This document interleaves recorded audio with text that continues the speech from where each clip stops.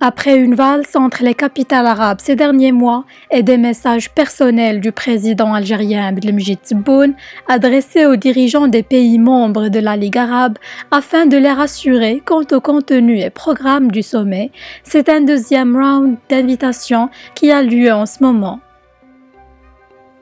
L'Algérie a eu énormément de mal à convaincre tous les pays de la Ligue à cause de suspicions de politisation de cette rencontre.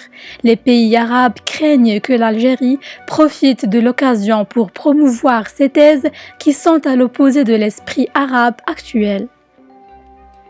Ce sommet d'Alger pour lequel l'Algérie a tout misé pour redorer son blason diplomatique et régional est toujours menacé d'annulation ou de report à quelques semaines de sa possible tenue, même si la question de la récupération du siège de la Syrie a été éludée.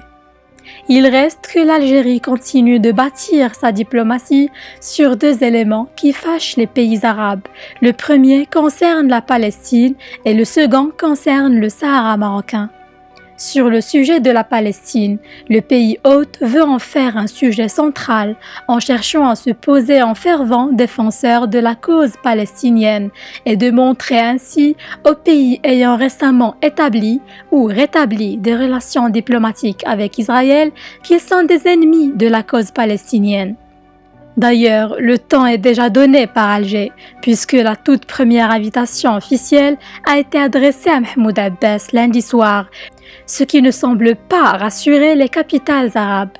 Sur le sujet du Sahara marocain, l'Algérie est isolée puisqu'elle est la seule à reconnaître l'entité séparatiste, alors que tous les pays arabes soutiennent la souveraineté du Maroc sur ses provinces du sud.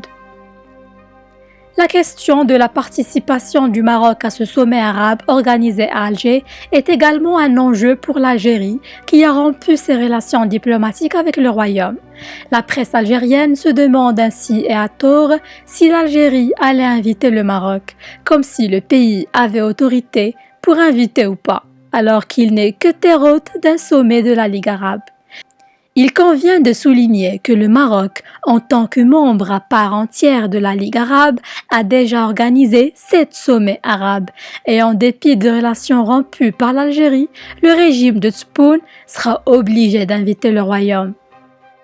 L'Algérie qui vient de supprimer l'un de ses potentiels faire-valoir pour ce sommet en oubliant d'inclure la Syrie, un sujet qui divise, garde sous la main la question palestinienne.